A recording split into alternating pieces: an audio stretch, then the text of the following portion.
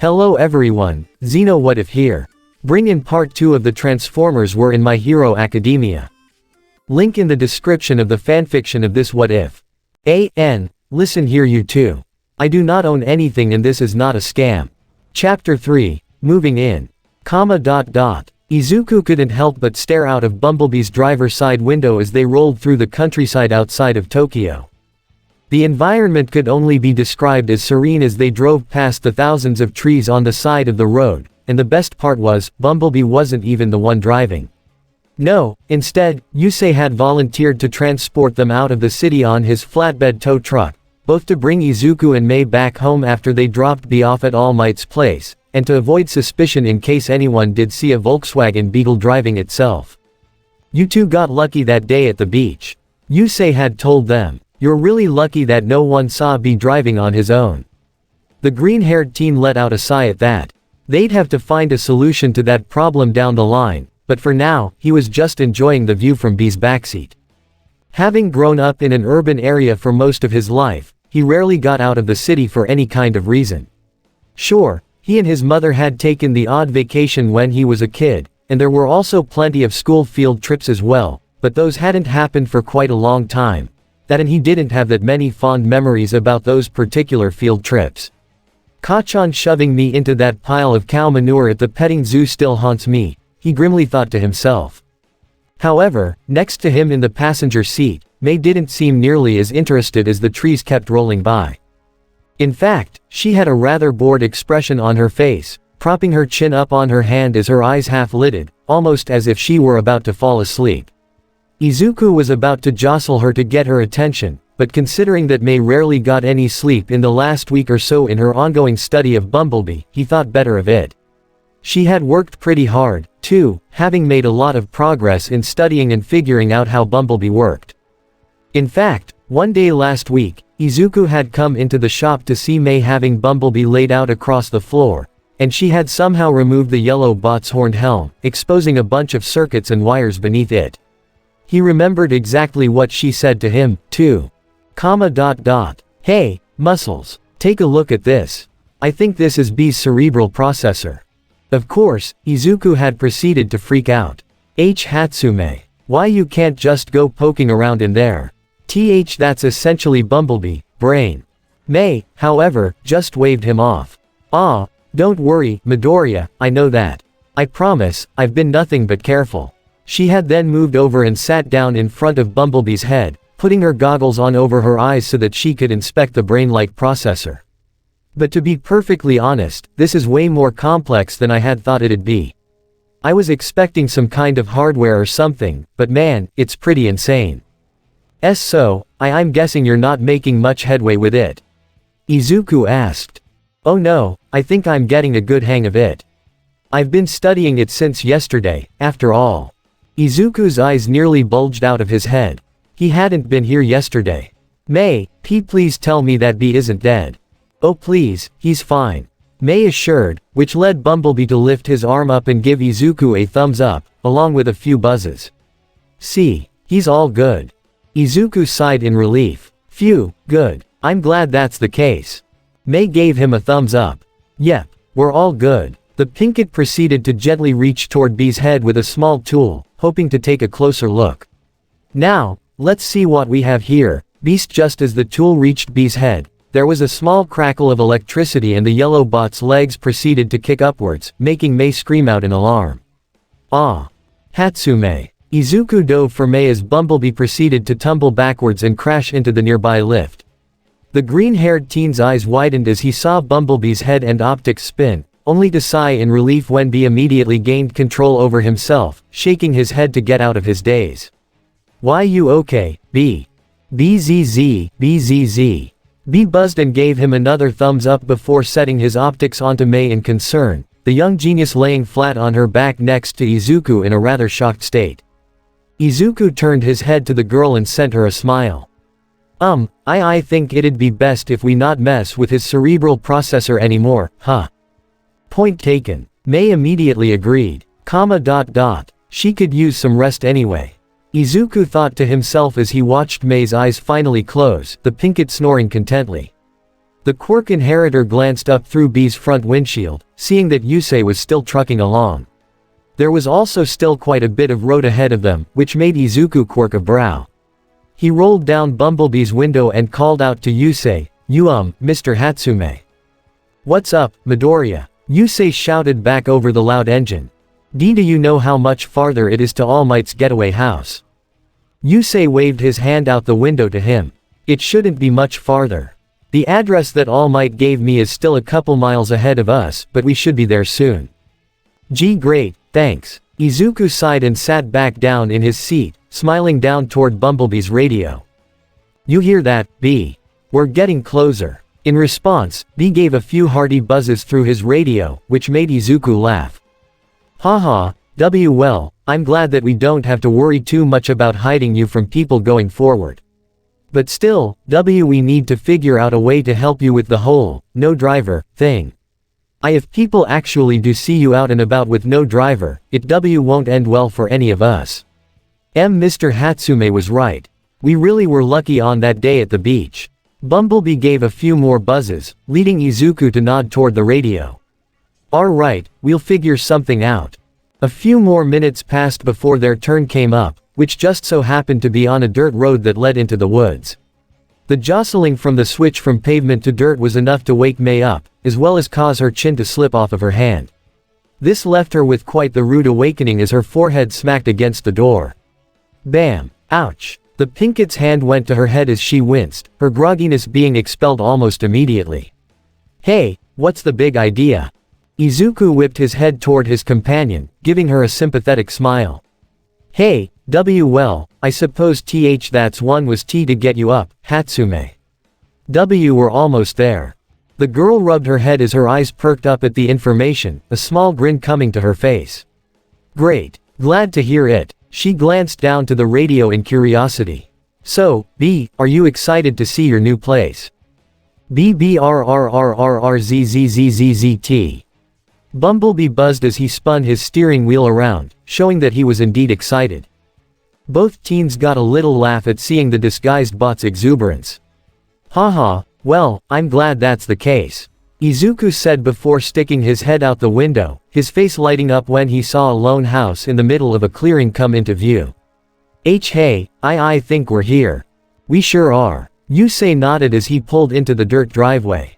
Be ready to get off, kids, K. Once the large tow truck came to a halt, Yusei stuck his head out of the cab and turned around toward Izuku. Okay, so I'm gonna lower you guys down nice and WHRRTSCHZZTSCHZZTSCHZZCHK. Yusei paused and his eyes widened as Bumblebee suddenly transformed on the back of his truck, the little yellow bot now carrying Izuku and Mei in his arms. B jumped down from the back and set the teens down, leaving Yusei to blink at them. Or yeah, you could always just do that. Mei gave her uncle a smirk as he excited the truck's cab. Gee, Uncle Yu, it's almost like he can transform or something. Haha. Yusei simply rolled his eyes. Hey, I'm getting older. Sometimes my brain needs time to remember these things, alright.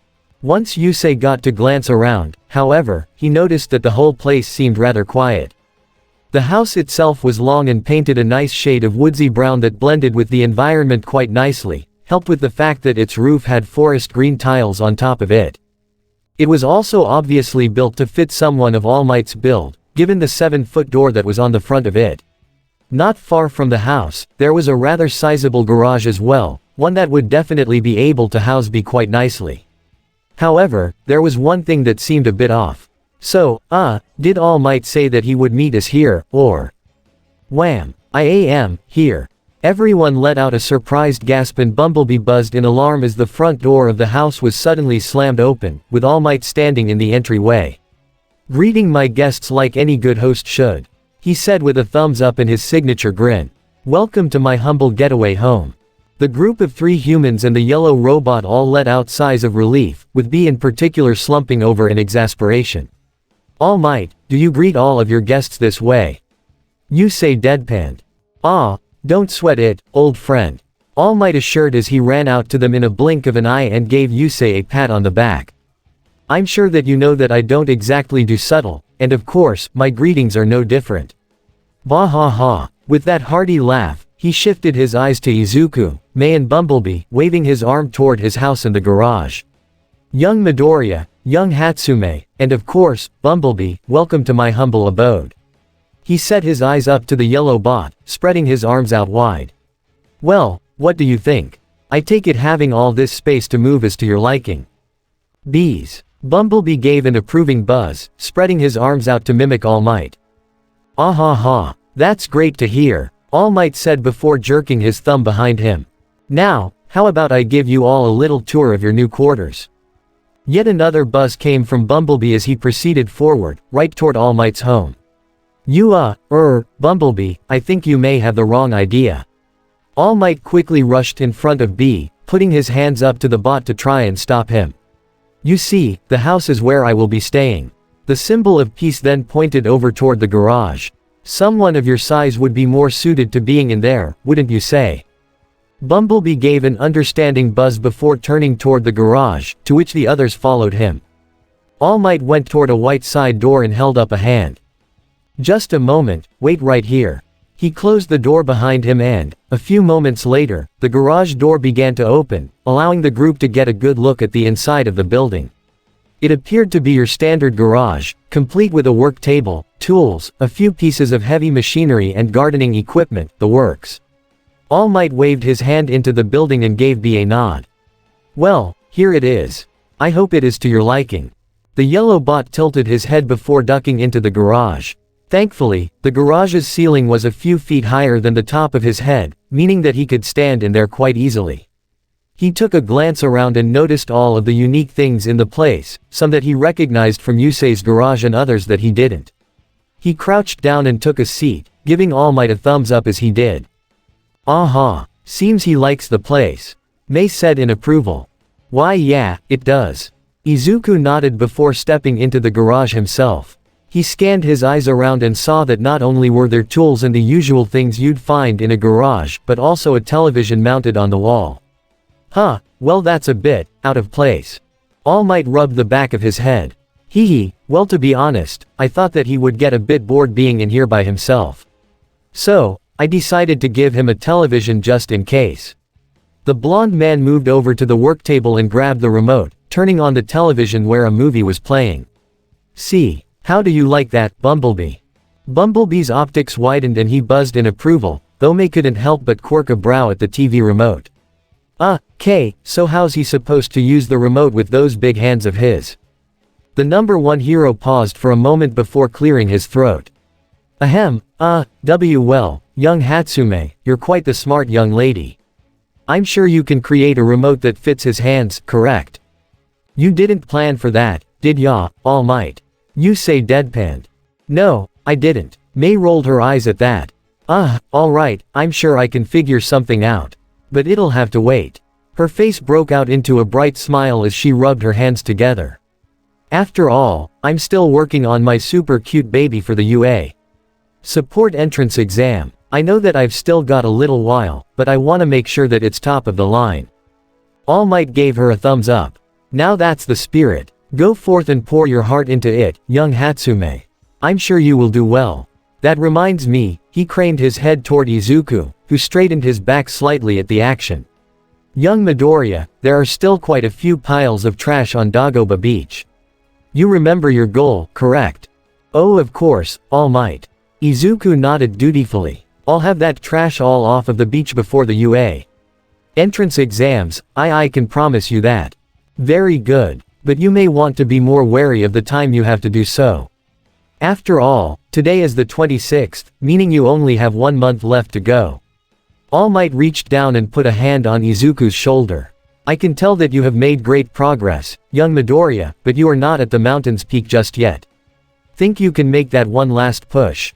Izuku stared up at All Might for a moment before glancing around, noticing that Mei and Yusei were giving him supportive smiles. He then set his sights on Bumblebee, the yellow bot giving Izuku a salute. Izuku smiled and saluted back before sending the gesture up to All Might. Sir, yes sir. Good man. All Might gave him another thumbs up. That's exactly what I was hoping you'd say. Alright. Izuku nodded. However, it was then that Mei spoke up again, smacking her fist down into her palm as her eyebrows shot up. "Oh, I just remembered something. All Might, we appreciate you taking care of Bumblebee for us, but I still think we'll still need a plan to help keep his disguise up whenever he's in the city." She waved her finger back and forth. "After all, he'll still need to come to my uncle's garage so I can work on him, and no offense, but, well, you can't exactly fit inside of his alternate mode." All Might, Izuku and Yusei all shared a knowing glance between them. "Oh, if only Mei knew, ahem, well, you certainly have a point, young Hatsume. A Volkswagen Beetle driving itself would certainly be quite strange if anyone were to see it." Yusei placed his hands on his hips and gave the teens a furrowed brow. "Yeah, we don't want to take any more chances, now do we?" Exactly, Mr. Hatsume." Izuku nodded fervently. Perhaps we could say that he's an experimental car. Why, one that could be being made for UA or something." "Perhaps, though UA doesn't exactly require self-driving cars." All Might pondered before pointing to Izuku. Though that could work as an excuse for if he gets caught in robot mode. However, as the conversation went on, Bumblebee began to move, his attention moving to other things within the garage. He went to pick up a rake, only for it to snap in between his fingers. This took him aback a little, and then something odd happened. Over his face, a silver faceplate and solid blue visor suddenly popped out from beneath his helm, taking the yellow bot aback. "Maybe we could put a dummy in his driver's seat," Yusei suggested. "Oh come on, Uncle Yu, the cops would notice that more than just having no driver at all," Mei argued. As this went on, Bumblebee put his hands up to his face at the sudden appearance of this odd face protector. However, something in his processor was telling him that he could retract this thing back into his head, and a few moments later, that's exactly what happened. B scratched his head in confusion, shrugged, and then continued with his exploration. He eventually came across something that seemed a bit odd, a white rectangular structure in the wall that had two faces on it, both with long, vertical slits for eyes and an O-shaped mouth. His curiosity piqued, Bumblebee reached out to poke the faces, with a long prod-shaped metal piece extending from his finger. I don't know, guys," Izuku rubbed his head before trailing his eyes over toward his robot friend. Bumblebee, do you?" But then he cut himself off when he saw that B had moved over toward the wall, and he was about to stick his finger into an electrical socket. Izuku sprinted forward and shouted, "B! Don't!" Zeeked. Too late. Bumblebee stuck his metal finger into the socket and received the shock of his life, with electricity surging from the outlet and directly into him. It appeared to be blue at first, but then it quickly shifted to green, and before anyone knew it, boom. The outlet suddenly exploded, sending B flying out of the garage by a good few feet while causing a fire right where the outlet had been. Izuku and Mei shouted as they followed the yellow bot outside. "Holy crap!" Yusei exclaimed before whipping around and grabbing the nearest fire extinguisher, putting out the electrical fire in a matter of minutes. "All Might, where's the breaker?" "Around the back," All Might said before immediately rushing toward the back of the garage. "I'm already on it."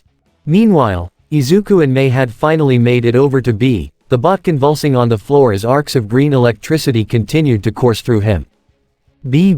Izuku reached out to touch B's arm, but was pulled back by Mei just as one of the green bolts was about to hit him. The green-haired teen could feel his stomach churn as he watched B's optics dart around in their unnatural shade of green, before the yellow bot stopped convulsing, falling limp as his optics dimmed. A lump quickly began to form in Izuku's throat, with Mei's grip on him relaxing as she too seemed extremely worried. The two slowly approached Bumblebee, only to jump back in surprise when B's optics came back on, bright and blue as ever. "B. Ha, you're alive," Mei exclaimed, putting a hand to her chest in relief. "Oh, thank God." B gave out a long, exhausted buzz as he sat up, his hand moving toward his helm. However, he was then in for a surprise when Izuku gave him a hug, the young man's face etched with concern. Please, don't ever do something like that again. Why, you could have gotten seriously hurt, B." Bumblebee's expression softened and he returned the embrace, reassuring Izuku a little bit. Thank you. I just can't believe that you actually put your finger into an electrical socket," Mei said as she scratched her head. "He never did that over at our place." Because our sockets are pretty well protected over there. Yusei said as he set the fire extinguisher down. They're all either behind all of the machinery or plugged up to prevent something like that from happening. It was then that All Might came back out from around the garage, dusting his hands off. Ah, well, no harm done. The fire's out and the breaker for the garage is off, so we should have no trouble getting that fixed. He then stepped up and pointed to Bumblebee. However, I hope that you've learned your lesson from this, Bumblebee. No more messing with electricity, understood? Bumblebee buzzed and nodded with a salute, only to be suddenly spooked when his chest started sparking from underneath the car roof. Everyone backed away as the bright orange sparks began to spurt out randomly, and it was obvious that B was quite worried. What's going on and now? Izuku exclaimed. Mei got a determined expression on her face as she pulled out her heavy work gloves and lowered her goggles, ready to get to work. Step back, I'm going in. With that, Mei ushered B to come closer to her. Scoot over here, B, so I can see. Bumblebee obliged, hoping that Mei could fix him up. She reached up to the top of his chest and pulled the large roof open, the entire thing moving down almost as if it was on a hinge. Immediately, Mei found the source of the sparking, a small gap in his chest that seemed to have something on the inside of it. Well, this is curious. Mei reached in and immediately saw that a small part had become disconnected from where it was supposed to be, causing Mei to snap her fingers. Just one sec, I'll be right back. From there, Mei ran into the garage and brought back multiple tools, including a welding torch. She put on a welding mask that she found with the tool and immediately went to work reconnecting the part. Just hold still, B, this'll only take a little bit. True to her word, in a few minutes, Bumblebee's part was back in its proper place, making Mei smile victoriously. Aha! And that is how you fix a, huh? At that moment, a small slit in the part she had just fixed began to glow green, and that didn't exactly reassure her. Oh, this might not be good. Everyone, brace yourselves. Mei jumped off of Bumblebee as the yellow bot sat up, curious as to what was going on. The group of four stood back, taking caution as the device in Bumblebee's chest continued to light up. However, that's when something quite unexpected happened. A slim, green light suddenly shot out of the part, and began scanning over the four humans, much to their confusion. And, just like that, it was gone, leaving everyone utterly baffled. What just happened? Izuku asked. I don't know, young Midoriya. All Might said, equally as perplexed. Did we just activate something that we shouldn't have? No clue. Yusei said before calling over to Bumblebee. Hey B, you feeling alright? He received a nod and a thumbs up from the yellow bot, making all of them sigh in relief. Phew, well, glad that's the case. You wouldn't happen to know what that was, would ya? B tapped his finger to his chin in thought, but then, it was at that moment that more things in his processor began to connect, and a few certain memories started to come back. Unfortunately, it wasn't about his past, but what it was about, was something that was equally as interesting. Bumblebee closed his chest up and stood, holding his hands up to the four humans and waving them, almost as if he was telling them to remain calm. What's up, B? Izuku asked before. All of a sudden, Bumblebee transformed into his Volkswagen Beetle mode and pulled up to them, opening his driver's side door. What? Do you want us to get in? But just as soon as he said that, Izuku and everyone else's eyes widened as something shocking happened. The center of Bumblebee's steering wheel opened up and a green light came out of it, one that was very similar to the scanner from before. However, instead of scanning, it was projecting something into Bumblebee's driver's seat. Or rather, someone. It appeared to be a hologram of a young man in his late teens, his body completely translucent as he sat in the seat with his hands on the wheel. He had fair skin, blue eyes, short, tousled blonde hair, a yellow jacket with a black undershirt, a pair of blue jeans, and black and white sneakers on his feet. Needless to say, everyone couldn't help but stare at the new person in B's driver's seat. Are you seeing what I'm seeing? Izuku stammered. I think so, Mei said as she gingerly made her way forward. She used her quirk to zoom in on the hologram, all while reaching her hand out to inspect it. It's almost like the hologram of the bigger robot we saw about a week ago. But this one seems different. As May's finger touched the hologram's face, though, the projection briefly flashed, spooking her and making her stumble back. What the, oh my. After that brief flash, the hologram suddenly began to seem a lot more solid. From its feet to its head, the projection began to appear much more opaque, as if it had just gained a body all its own. Once it was all there, the former hologram began to blink its eyes and move its body, taking its hands off the steering wheel to gaze at them. Everyone's reactions were most appropriate. GGH. Izuku, Mei and Yusei all screamed bloody murder while All Might simply stood there with his jaw slack and eyes widened, the symbol of peace effectively thrown for a loop. Who in the hell is that? Yusei exclaimed. As he watched the new person climb out of the car, though, All Might took notice of how the young man moved, taking caution with every step. The boy's eyes even widened when he saw the VW Beetle before him, almost as if he were staring at himself in a mirror. I think it might be Bumblebee. What? Izuku shouted, darting over to the yellow-clad teen. The quirk inheritor couldn't help but notice that the blonde was quite a bit taller than him as well, probably by about 7 inches. He made eye contact with the older-looking teen and hesitantly asked, "BB. Is that really you?" The blonde paused at Izuku's question before giving him a big grin and a salute, showing that it was indeed Bumblebee. "Og!" Izuku screamed, causing B to flinch a little. I don't, what? How in the heck is this even possible?" Mei quickly came up to them and grabbed a hold of B's shoulders, giving him an intense stare as she used her quirk to zoom all across his features. She poked his nose, ruffled his hair, inspected his arm, and even pawed at his cheeks a bit. "Yeah, there's no denying it." She set her eyes onto Izuku and gave him a nod. "This thing, whatever it is 100% physical." "B, but that's impossible," Izuku retorted. "A hologram can't just become physical, can it?" Mei tapped her chin at that, and an idea entered her head. "Ooh, wait, let me try something." She circled around B and grabbed a hold of his yellow jacket, pulling it off of him within seconds. However, once she did, the garment suddenly became translucent again before disappearing altogether, and then reappearing on Bumblebee a moment later. "Aha, I knew it." Still very confused as to what was happening, Yusei gave his niece a very perplexed face.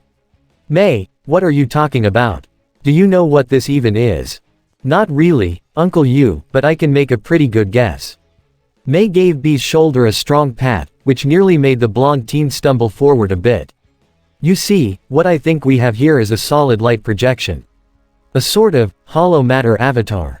I've only heard of it in sci-fi, but, well, considering that B's probably from outer space, I'm guessing that it's not so much science fiction anymore as much as it is science fact." This is quite incredible," All Might said, making his way up to B to get a closer look himself. "It's very convincing, that's to be sure." His smile returned in full force as he threw his head back, letting out another hearty laugh. "Bah ha ha, do you know what this means?" Izuku blinked in confusion. No, All Might, I don't think I. It means that we now have a solution to B's disguise problem, young Midoriya." All Might settled a hand onto Bumblebee's shoulder, the blonde teen still taken aback by all that was going on. With this hollow matter form, Bumblebee will no longer have to worry about people seeing a Volkswagen Beetle driving itself around the streets of Tokyo. He can come and go between here and the garage as he sees fit now. It took a few seconds for the teens to comprehend this, but the moment they did, Izuku, Mei and even Bumblebee all brightened up, with the former two going for a high five. "Haha, alright, this is great," Izuku said before turning to B excitedly. "B, how did you even know you could do this?" B wore a sheepish expression before pointing to his head and convulsing in an overly dramatic manner, getting the point across to Izuku immediately. Oh, that jolt must have jogged a bit of your memory, huh?" B nodded and Izuku sent him an apologetic face. Well, it's not the best way to get some of your memories back, B, but it came at a pretty good time, I suppose."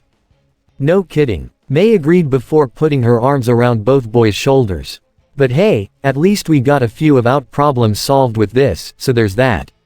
Izuku sheepishly nodded while B gave a bright smile and a thumbs up. "Hee, well, I'm very glad this issue got solved pretty quickly," Yusei said before checking his watch. But, unfortunately, I can't stay very long. I've got an appointment with a customer pretty soon. Izuku glanced at his own watch and his eyes widened. Oh, yeah, and I told my mom that I'd be back home soon. He glanced over to Bumblebee and gave him a small smile, the hollow matter avatar visibly saddened by the news. Hey, don't worry, B. Izuku placed a hand on B's shoulder, making the blonde hologram set his eyes back up at him. We'll be back before you know it. Yeah, tomorrow's another day. Mei said as she lightly punched B in the shoulder. And hey, you'll even be able to get to the garage by yourself now. This made B perk up a bit, with his hollow matter avatar suddenly vanishing a second later. WHRRTSCHZZTSCHZZTSCHZZCHK. The Volkswagen Beetle transformed once again and Bumblebee reached down, pulling both Izuku and Mei into a big, thankful hug. Haha. Okay B, we get it. Izuku laughed as the yellow bot embraced them. Were excited too, you know. After a few more moments, Bumblebee gently let the teens back down, the two of them settling their hands into B's giant metal ones for a brief moment. We'll see you sometime tomorrow afternoon, oh okay. BZZ. Bumblebee buzzed with a thumbs up, allowing the two teens to step away from him. With a few final goodbyes, Izuku and Mei loaded up with Yusei into the flatbed tow truck, backing up out of the driveway before rolling out down the road. Once they were gone, a saddened expression took over B's face and he let out a disappointed moan, his optics moving down toward the ground. Don't worry, Bumblebee. All Might said as he'd put a hand onto the yellow bot's knee. I promise that you will feel right at home here, just as soon as I get someone to help fix that wiring. B buzzed apologetically, putting a hand behind his head. Oh, no worries. Trust me, it's nothing.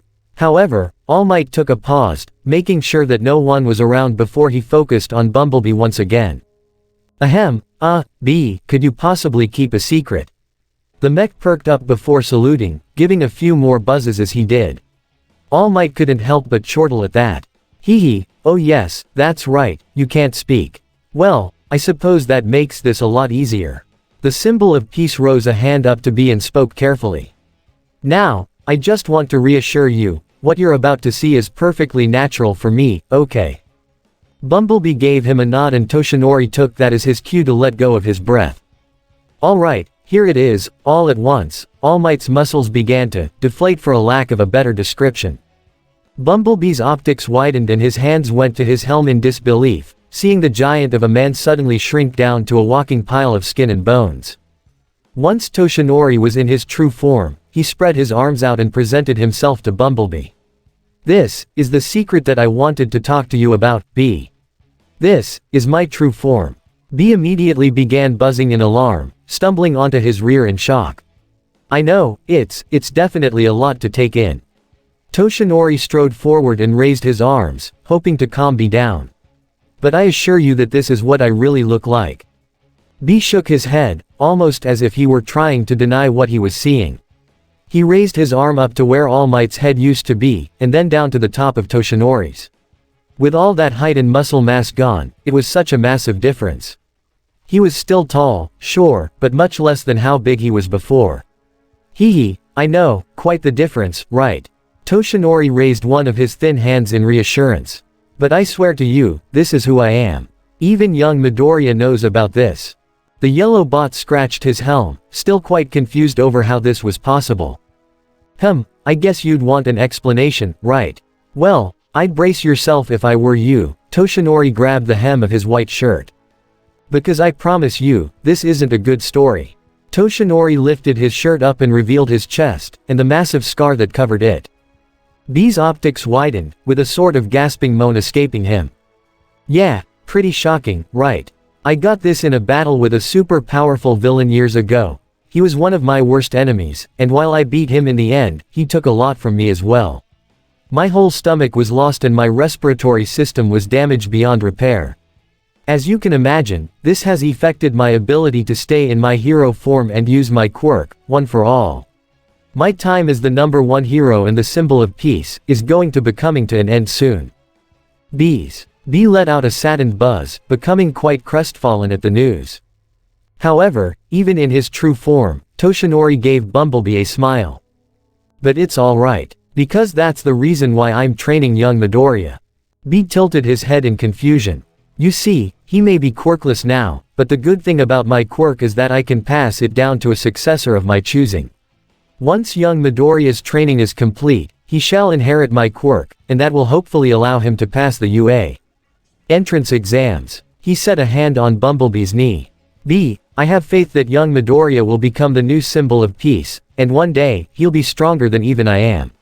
So take heart in that, okay. BZZZT. BZZBZZBZZT. Bumblebee gave a few happy buzzes as he raised his arms into the air, elated that his friend was going to be a powerful hero one day. Hey, well, I'm very glad that you're excited. Toshinori chuckled before ushering B toward the house. Now come on, why don't I give you a tour of the house? Bumblebee's optics widened again and he pointed to himself before turning his finger toward Toshinori's home. Yes, the house. You have that hollow matter form of yours now, remember? Beast paused for a moment before facepalming at the revelation, transforming into vehicle mode soon after. His hollow matter avatar then appeared behind the steering wheel and exited the car, giving the hero a salute. Haha, good, now come on in and let me show you around. With that, the tour of the house went underway, and for the most part, it seemed to be the standard house tour. Though admittedly, Toshinori had to back Bumblebee away from some of the more dangerous objects in his house. He didn't want to imagine what B could accidentally do with a knife, even if the hollow matter avatar wasn't able to cut himself with it. Finally, they made their way into the living room, and Toshinori was quick to offer B a seat. Well, go on ahead, Papa squat anywhere. Bumblebee nodded and quickly made himself at him on the couch, which was surprisingly comfy. Is this what it was like to feel sensations? If so, then the disguised robot could really get used to using his new hollow form. He saw a TV remote on the end table and picked it up, mimicking what All Might did with the remote in the garage. Sure enough, the television turned on, making B's eyes widen at the picture on screen. Hee, well, seems that you really are a fast learner. Toshinori chuckled as he sat down next to the younger blonde. Fair warning, though, that thing's a bit more complex than you should probably give it credit for. Bumblebee smiled over at the symbol of peace before taking notice of something else in the room with them, something that piqued B's interest almost immediately. The blonde hollow form stood up and made his way over to a large bookcase in the corner, his gaze locked onto a small sitting on one of the shelves. It was of a young woman who was dressed in black and red garb, her face a stark white with red detailing around her eyes. Her black hair was styled into a chignon and she wore a blue and gold headdress near her forehead, giving her a very extravagant appearance. She also had a golden fan in her hair, and she wielded a sword in her hands. Ah, you have good taste. Toshinori said as he stood up and walked over to B. That statue was given to me as a gift from a colleague of mine. She said that it would make for quite the standout piece. He saw B's head tilt in curiosity. It's actually a statue of a geisha, who also happens to be an assassin in disguise. Very unassuming, wouldn't you think, B? However, B was too focused to really hear Toshinori, his thoughts going 100 miles a minute as images suddenly flashed in his mind. And it all had to do with the geisha's face. It reminded him of someone. Someone he knew that resembled the geisha very strikingly. He began to see visions of a metallic, white face with feminine features, as well as red painted details near her eyes and on her lips. She also wore a black helm that heavily resembled the geisha's hair and headpiece, complete with a golden structure that looked like the fan. B winced and his hand went to his head in pain, which caused Toshinori to reach for him in concern. B, what's going on? The number one hero led Bumblebee back over to the couch and sat him down, hoping to bring him out of his stupor. After a few seconds, B's head snapped up and his eyes widened in shock, his mind finally clear, and now with a few more memories beginning to emerge.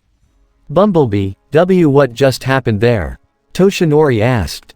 The hollow form turned toward the skeletal man and pointed over to the geisha, before then pointing to his own face, and then finally, poking at his head. Toshinori's eyes shot open at that. Are you saying that the statue may have triggered some memories for you? B nodded his head in confirmation. That's good. So what is it? However, the moment Toshinori asked that, B lowered it in contemplation, his chin resting on his hand as he thought of how exactly to answer that. Oh, right, you can't exactly give me details since you can't speak, right? The symbol of peace got a frustrated expression in response from the hollow form, with B exhaling through his nose in frustration. Toshinori put a finger to his chin in thought before snapping his fingers, an idea forming into his mind. I've got it. He rested a hand on B's shoulder, causing the hollow form to look up at him.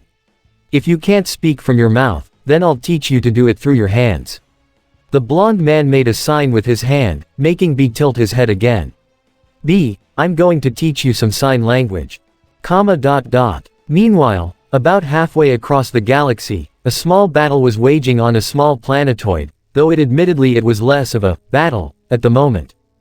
Instead, it was more of a high-speed chase, with two four-wheeled alien vehicles being pursued by a duo of triangular-shaped alien jets.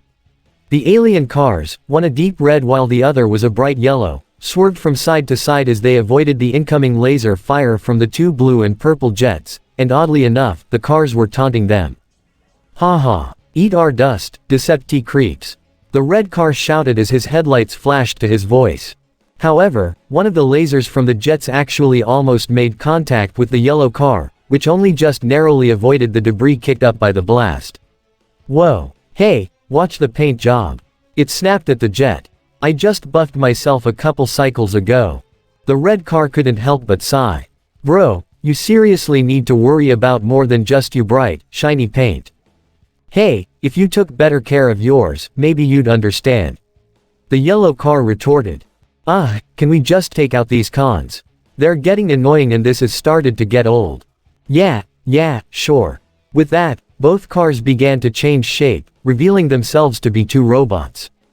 The yellow bot was about 16 feet tall and had black detailing on his legs and arms, with his canopy forming his chest while the front of his car mode transformed into his feet and legs. His arms folded out from the back and sides of the car before finally, his head popped of his chest. His helm was black and round at the top, with two structures on the sides of it that had painted yellow vents. His face was a bright silver and there appeared to be a bit of black detailing on his chin, which almost resembled a goatee. The red bot transformed in a way where his entire hood folded down to become his chest, with his arms folding out from his undercarriage. The back of his car mode folded out to form his legs and a large missile launcher suddenly came from out of his back and situated itself on his left shoulder. His black helm was a lot more angular than his brother's, with a pair of horns sticking up out of his head. The red bot smirked over to his brother as he readied himself for a jump. Ready for some jet judo, Sunstreaker? Sunstreaker smirked and gave a thumbs up to his brother. You know it, Sideswipe. With that, both bots jumped up as high as they could, with the low gravity allowing them to gain some extra height. Sure enough, they were able to grab a hold of the jets by their undercarriage, which effectively served to get them angry. Hey! The blue jet exclaimed. Let go, Autobot scum. You two are gonna pay for this. The purple one shouted. You seekers really are big pieces of work, aren't ya? Sideswipe asked as he climbed onto the back of the blue Tetrajet, grabbing onto its nose. I have no idea how Screamer is able to handle you idiots. Son, you got yours. Once Sunstreaker was on top of the purple Seeker, he grabbed the jet's nose as well, and gave his brother a thumbs up. You know it, Sides. 1, 2, 3. With that, the brothers gave a strong yank and pulled the Seekers toward one another, much to the duo's protest. However, no matter how much the Seekers tried to wrench back control, Sideswipe and Sunstreaker managed to make the two Tetra jets collide, resulting in them plummeting towards the planetoid in a crash landing. Sideswipe and Sunstreaker, though, were able to jump off at the last moment, with both of them briefly transforming back into their vehicle modes for a safe landing. They transformed back into their robot forms again and clasped their hands together, both laughing at their victory. Ha ha, now that is how the cons crumble. Sideswipe cheered. No doubt about it. Sunstreaker nodded. Now let's get back to, look out. All of a sudden, Sunstreaker tackled his brother to the ground as a laser blast sailed straight over their heads, causing them both to look up in shock. Flying down at them was another Seeker, this one painted a sandy brown. He transformed, with its nose separating and flipping up to become two pylons on his shoulders while his wings fanned out across his back, with his trio of jet thrusters folding up on there as well. His chest was formed out of the back of his jet mode while his arms and legs just folded out from underneath his undercarriage, his head popping up soon after. His head, oddly enough, was shaped like a cone. He stood tall and aimed his arm blasters at the duo, chortling to himself as he approached the brothers. Hee, well, if it isn't my lucky day. A couple of auto brats for the slaughter. Starscream's gonna be pretty happy. Sideswipe glared up at the brown seeker and made his retort. Oh yeah, well you can go tell Screamer to go such on a gearbox. Oh ho, scandalous. The seeker laughed, throwing his cone-shaped head back as he laughed. I'll be sure to tell him that after I melt you two down into molten scrap. Sunstreaker was about to retort when Sideswipe tapped him on the shoulder. The red bot nudged his head upward and Sunstreaker followed his gaze, only to smile at the sight of something coming toward them. As fun as that sounds, big guy, I'm afraid that's not gonna happen. Sunstreaker smirked. However, the conehead just rolled his optics. PSH, yeah, right. Like I'm gonna let two little techno twerps get the better of me. Think fast. At that moment, Sideswipe activated his missile launcher, blasting it at the unsuspecting seeker in a flash. The conehead's optics widened and he quickly fired back, his laser blast connecting with the missile and making it explode before it could hit him. However, this just caused a huge cloud of dust and debris to kick up by the explosion, effectively blocking Sideswipe and Sunstreaker from the seeker's view. MHA. Not so confident now, are ya, pointy head? The conehead growled and put his sensors on high alert, keeping an optic out for the duo. You think I'll just let you two get the jump on me like that? No way, the tricks stop here. He began walking through the dust, making sure his weapons were at the ready. Besides, I ain't like those two jobbers you took down. I can take the two of you on no problem. Ya might wanna do a head count there, bucko. Sunstreaker called out, causing the conehead to spin around and fire at where the voice was coming from. Nice try. But seriously, you're wrong about that, because there's three of us. Wait. But then, the seeker paused when he heard what sounded like a jet engine approaching. Before he knew it, a powerful blast of wind suddenly blasted through the cloud of dust, revealing a red and black Cybertronian jet having appeared just over top of him. The blasts of wind had been generated by the VTOLs in its wings, which also served to push the conehead back a little bit. And then, the jet began to transform. Its legs were formed from its fuselage, with a black foot folding out from the very back of the jet that resembled a high-heeled boot. The legs themselves were long and slender, which the same could be said for the robot's arms as they folded out from the undercarriage of the jet. Subsequently, said undercarriage began folding in on itself to form a breastplate, which all but solidified the robot's feminine physique. The wings situated themselves onto the robot's back and the entire nose cone also folded up there as well, resting between her shoulder blades as the tip pointed upward. Finally, her head revealed itself, with the stark white features of her face contrasting with the black of her helm and the red paint just beneath her blue optics. She also had a blue forehead piece adorned with smaller gold pieces as well as a golden fan behind her helm, finishing off her overall appearance. The new robot glared down at the seeker as she reached down toward her hip, where there was a sword handle waiting for her. She took the handle off of her hip, which also had a small fan on it, before activating the purple energy blade, raising it above her head as she let out a shrill battle cry. GGGHGHHGHG. The conehead cried out as well, before his voice became a garbled mess as the female robot split him in half directly down the middle with her sword. The winged robot deactivated her sword, placed its handle back onto her hip, and then the seeker's two halves finally fell to the ground, the fembot smiling as she stood up to her full height and retracted her wings into her back.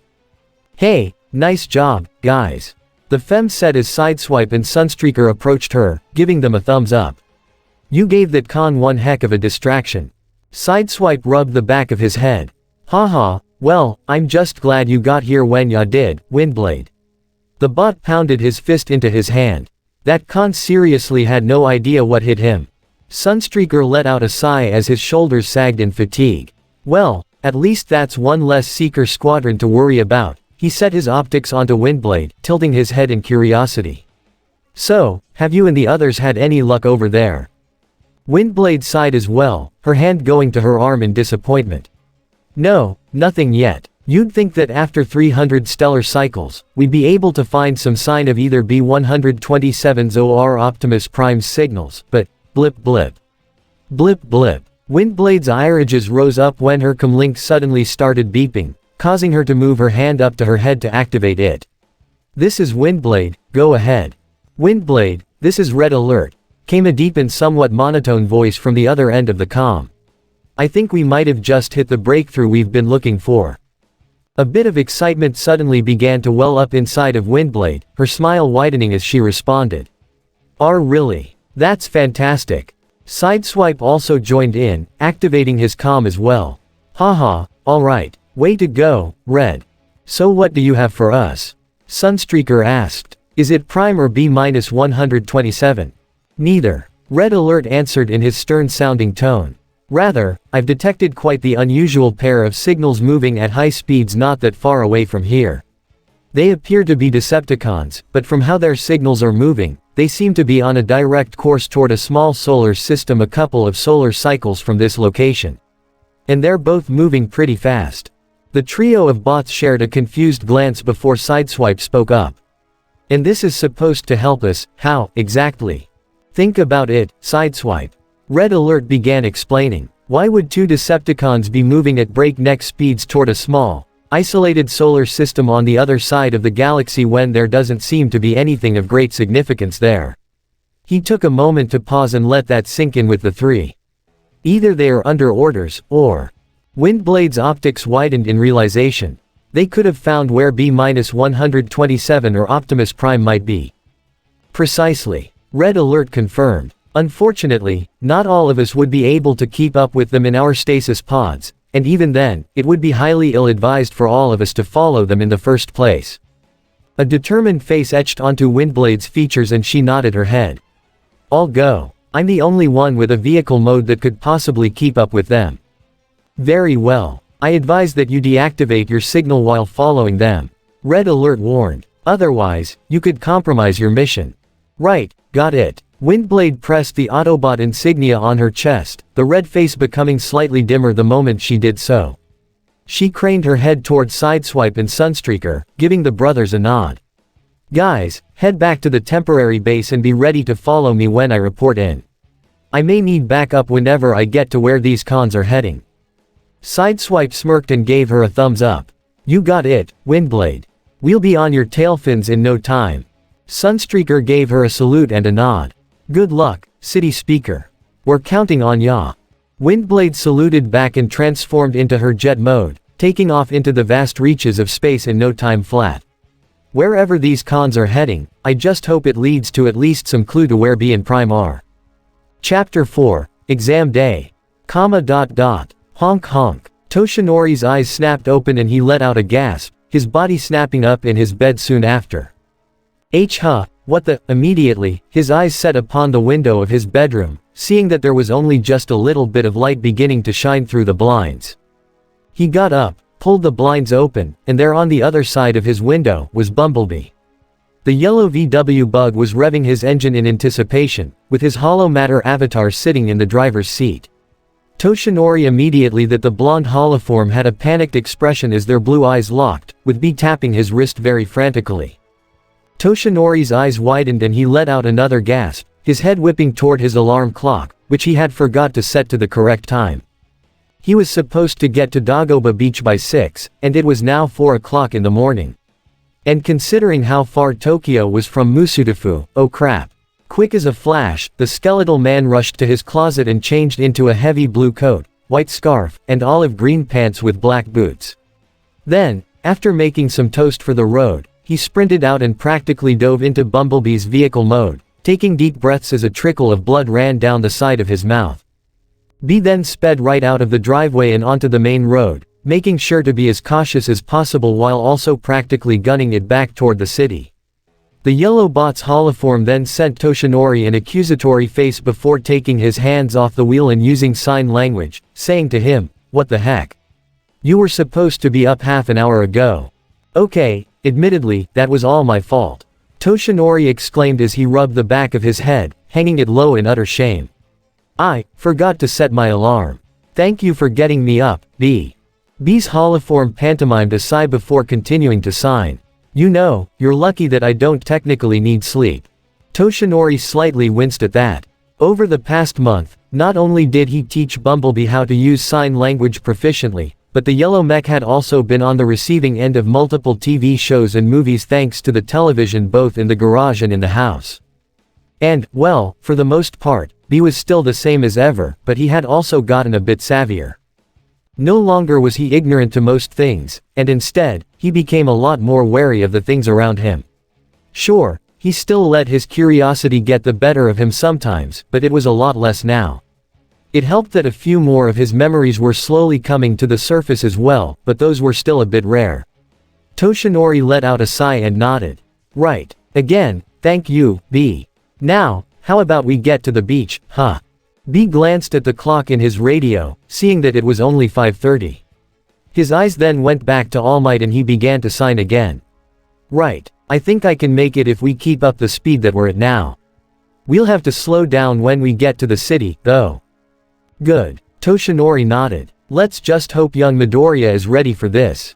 Thankfully, by 6 o'clock, Toshinori and Bumblebee had arrived at Dagoba Beach, and once the yellow Volkswagen pulled into the beach's parking lot, the symbol of peace immediately climbed out and took a quick glance around.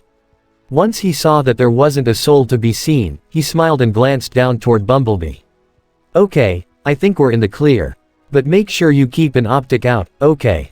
B's holoform smiled and gave him a thumbs up before disappearing altogether. WHRRTSCHZZTSCHZZTSCHZZCHK. In no time at all, Bumblebee was now in his robot form, taking a quick look around himself to make sure that no one was around. You're fine, B, don't worry. Toshinori reassured. Now come on, let's. Gaia. The duo's eyes widened and their heads snapped over toward the beach.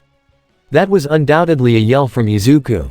B and Toshinori quickly ran toward the beach, and sure enough, they saw a huge pile of trash having been stacked near the edge of the parking lot, just overlooking where the beach started. Their eyes trailed upward and they saw a shirtless Izuku standing on top of the trash, with sweat and even a bit of snot dribbling down his nose. Gaia. Bumblebee's jaw dropped as Toshinori's gaze snapped out toward the beach in awe. Hey, holy crap, kid. As he lived and breathed, the entire beach was pristine, with nary a piece of filth or litter to be seen. The sun rising over the ocean only helped accentuate its majesty. You even cleaned up outside the area I told you to. Seriously. There's not one speck of trash on this beach. He paused for a moment to take it all in. Only a few minutes to spare, but you exceeded my expectations. Holy, stinkin', pomf. Super crap. The moment All Might buffed up into his muscle form, Bumblebee saw how Izuku was beginning to teeter back and forth, his optics widening as he let out a panicked buzz. Beast. Izuku fell forward and Bumblebee rushed over the edge, grabbing the green-haired teen before he fell onto the sand below. Izuku let out a tired breath, smiling at the sight of his friend. Hey, thanks, B. I owe you one. B buzzed joyously as he knelt down with Izuku in his arms. It was then that All Might joined them, beaming down to his pupil in pride. Excellent work. All Might congratulated. You've done it, young Midoriya. With a groggy expression, Izuku smiled back at All Might, his muscles sore and feeling like weights. I really did do it. I finished everything. He swallowed hard before asking, All Might, do you think I'm ready now? Yeah, you did good, kid. All Might chortled as Bumblebee gently put Izuku down. I've gotta say, I'm impressed. I knew you had it in you, but this is beyond. The number one hero reached into his pocket and pulled out his cell phone, finding a picture in it before showing it to Izuku. Look at this. Izuku perked his head up and saw a picture of himself in the sand, bawling his eyes out. It's you, crying, 10 months ago. All Might gestured to Izuku's form, which now had a developing musculature to it. But now, look at how far you've come. Such improvement. There's still a long road ahead of you before you can inherit my full power set, but, his arm snapped to the last mountain of trash that Izuku had moved. It's starting to look like you can do it. A shaky smile came to Izuku's face as he began to tear up, his voice hoarse as he spoke. All Might, do I deserve this? Are you sure? This made All Might and B pause as the teen expressed his happiness. Why you put so much time and energy into helping me, how did I end up so lucky? As his tears flowed, Izuku felt Bumblebee's cold, metal hand settle onto his back, the yellow bot with a happy, reassuring expression on his features. All Might let out a laugh of his own, though in his head, he thought to himself, are you really worried about that after all these months? He then also settled a reassuring hand to Izuku's shoulder. It was your hard work that did this, not mine. Now, for your reward, Izuku Midoriya. Izuku snapped his head up and wiped his eyes, his voice cracking as he responded, yes sir. With that, All Might reached up to one of his bangs and plucked a single, golden hair from it, beginning the passing down ceremony as Izuku stood tall in front of him. Bumblebee remained crouched down, keeping his hand on Izuku's back. Someone told me this once, there's a difference between being lucky and deserving, one's an accident, the other a reward. Never get the two confused. All Might gave Izuku a single nod. Take that to heart, young man. This gift, he extended the hand with the hair in his grasp, you earned it with your own valiant efforts. Now. Izuku turned his head to Bumblebee and the bot gave him a thumbs up, to which Izuku smiled and returned the gesture. The green-haired boy reached out with his weak, quirkless hand, and went to grasp the future. Eat this. Both Izuku and B wore blank expressions at the two words that All Might said, both of them at a loss for words. All Might rubbed the back of his head as he explained. In order to inherit my power, you've got to swallow some of my DNA. That's how it works. This isn't exactly how I imagined it. Izuku admitted. Come on, there's no time, All Might urged. You'll be late for the exam. Eat. Izuku let out a loud scream as Bumblebee couldn't help but facepalm at the scene, the bot shaking his head as it all went down. Eventually, when Izuku was able to swallow the hair, All Might gave him a nod of approval. Good. You swallowed it, yes. Izuku looked down to his hands, not really feeling any more powerful. Why yeah, but I don't feel like anything's different yet. All Might let out another hearty laugh. Ah ha ha. Well of course not. Your body has to process the hair first. Come, follow me. The man led Izuku and Bumblebee back up to the parking lot, stopping in front of the mountain of trash in order to glance up at the beach's welcome sign. On it, there was an electronic clock that read, 6:15. It should kick in after 2, maybe 3 hours.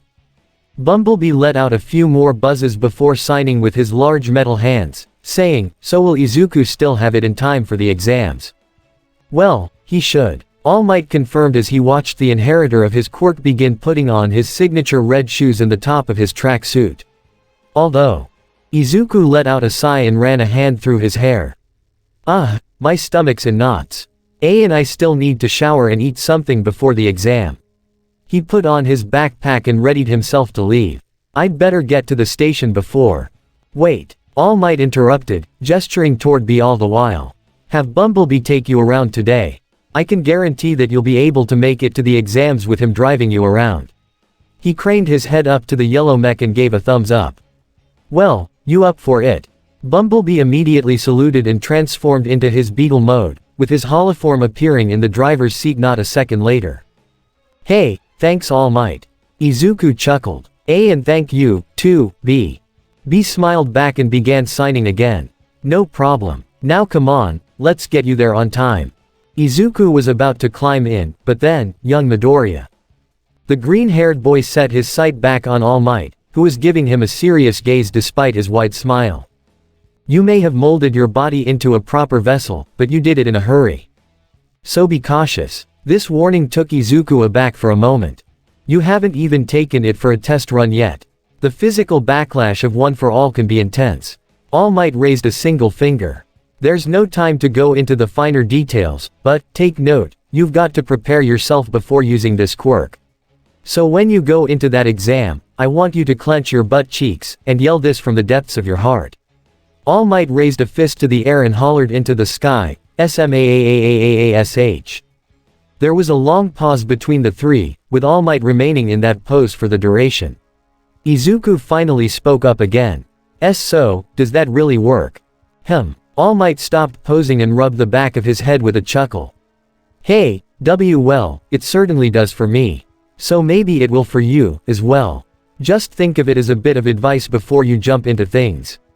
He gave one last thumbs up to his pupil. Good luck, young Midoriya. I hope to see you sometime after the exams conclude. Izuku smiled back and gave a determined nod. Alright, thanks All Might. I'll keep that in mind. I'll see you soon. He climbed into Bumblebee and gave the holoform a nod, which was all be needed to start rolling out. As the duo disappeared down the road, All Might took a steady breath, going back into his true form. Well, looks like I'm going to be taking the train. Best of luck, young Midoriya. About an hour and a half later, Izuku found himself stumbling out of his apartment, now in his black and white school uniform while keeping an eye on the time with his phone. Alright, it's 7:50 right now, he began muttering to himself.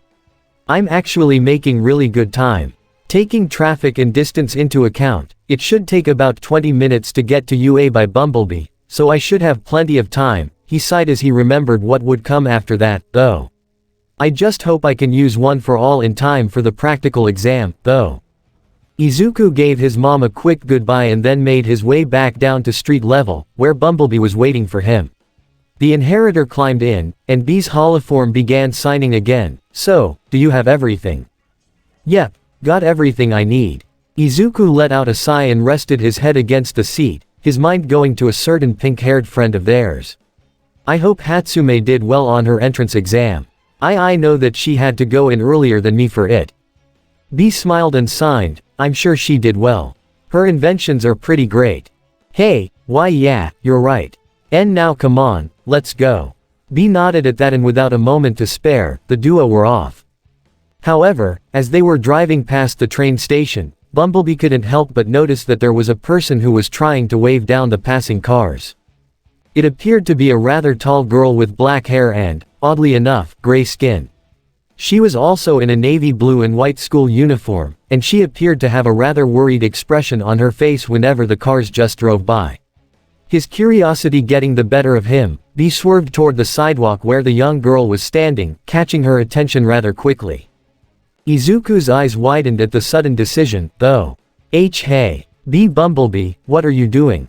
Why you aren't supposed to pick up hitchhikers? Oh, thank God. Izuku let out a surprised yell as the girl suddenly jumped up to Bumblebee's driver's side window, bowing her head in gratitude. Upon closer inspection, she had brown eyes, her hair was shoulder-length and rather choppy, and she had very sharp teeth to boot. She set her gaze onto Bumblebee's holoform, breathing heavily in exhaustion. I've been trying to flag someone down for 10 straight minutes. The girl spoke in a slightly raspy voice. You guys wouldn't happen to be driving anywhere near UA. Hi, would you? Izuku could only stammer in the presence of a girl, something which Bumblebee couldn't help but roll his eyes at. The blonde holoform smiled and nodded, jerking his thumb over to Izuku. The gray-skinned girl was confused for a moment before realizing. Oh, so he's going there, too.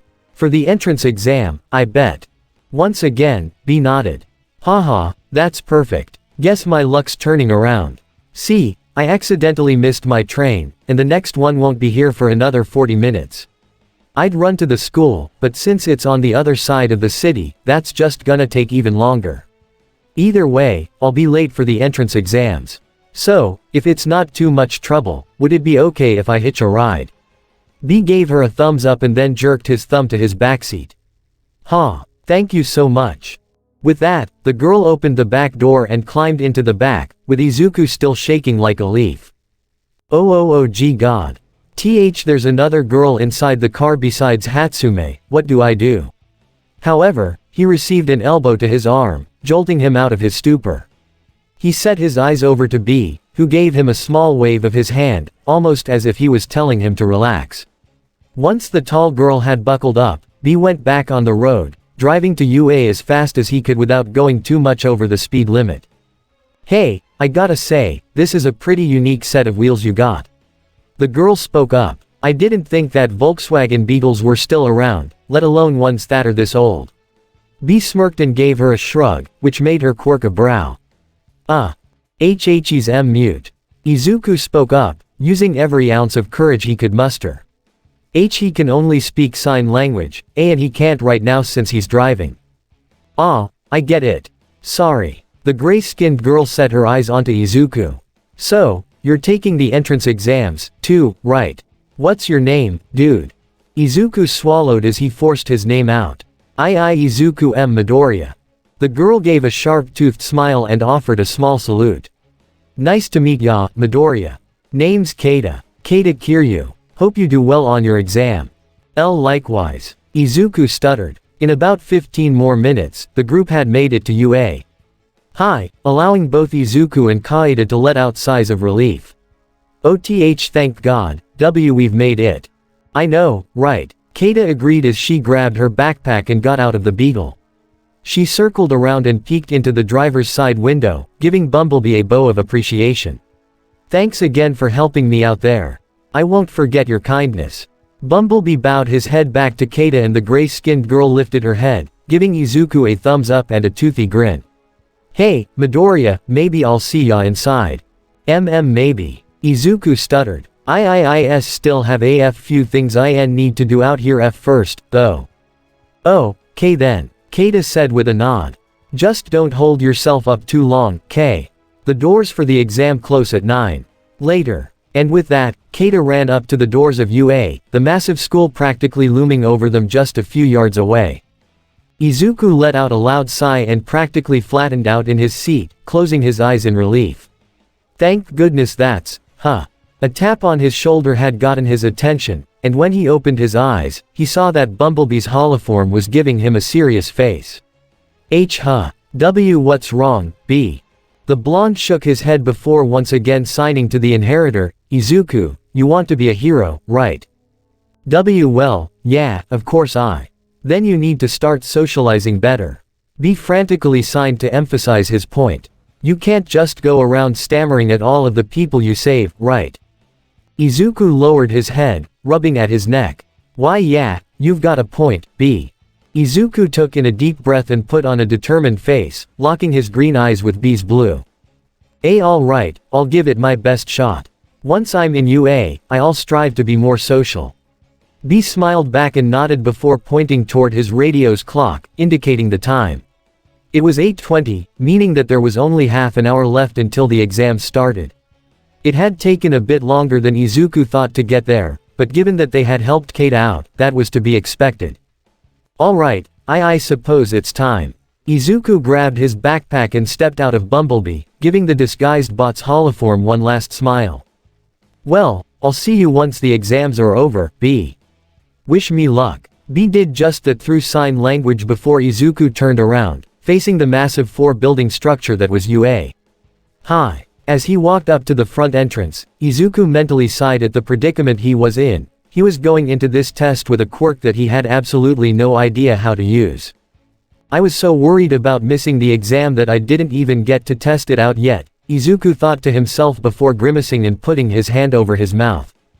I may have swallowed the hair, but I don't feel like anything great has happened yet. He trailed off as his thoughts began to go elsewhere, the possibility of failing the exam because of not knowing how to use his power now entering his mind. Oh man, what if I just totally choke on the exam? What if I choke on the written exam? This was a mistake, maybe I should just, but then he turned around and saw B smiling at him from the entryway, giving him a wave from inside his vehicle mode. Izuku's eyes widened before, once again, determination began to etch across his features. He shook his head and got himself back on track.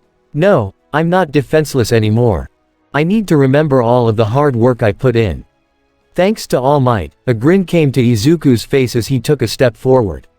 I'm actually going to become a hero. However, as he took that first big step, his opposite leg hit the back of his other leg, resulting in him immediately falling straight down toward the sidewalk. He couldn't see it, but Bumblebee was covering his face with his hands. Or I could just die. Snap. Before Izuku could be embraced by the cold ground, though, he felt something wrap around his waist, catching him before he hit the cement. But they didn't feel like a pair of arms, rather, they were more like a pair of ropes that had encircled around him, keeping him from falling down. Izuku blinked in realization and he jerked his head back. What's going Hey, dude. A voice spoke up from behind him. Ya mind using those feet of yours to get yourself back up? I don't think I can keep ya from eating the ground forever. The green-haired teen's eyes widened as he spoke back. Oh, of course, I'm sorry. Izuku quickly bent his knees in and settled his feet back onto the ground, standing up on his own as the two ropes pulled away from his waist. Thanks. I guess I wasn't looking where I was go. But the moment he turned around, he stopped speaking entirely. There, standing opposite of him, was another girl. She was in a black and blue school uniform and she had a purple backpack slung over one shoulder, with a very relaxed demeanor about her. Her hair was dark purple and short, going down to about her chin line. On either side of her hair, there were two sound wave-shaped zigzag patterns, which seemed to actually be a natural part of her hair. Her eyes were violet as well and appeared to have a sort of bored gaze to them. But considering the small, amused smile she was giving him, he could tell that she was anything but bored. Her skin was so fair, it was like porcelain, and she stood about 3 inches shorter than Izuku himself. And then, there was her quirk, which was quite visible. Her earlobes had 2 earphone jacks which were attached by 2 thin cords, both of which ended with a bronze-colored plug at the very end. The cords appeared to be made of flesh and were extendable as well, with Izuku taking note that they were retracting back into her earlobes. The girl gave a chuckle as her smirk increased. Hey, well, I'm glad that you didn't end up eating pavement, so that's good. Once Izuku had taken her whole appearance in, he felt his throat beginning to seal up again. It was one thing to be faced with a girl, but a girl that was both cute and had an interesting quirk. That spelled utter disaster for him because he'd end up a mess instantly.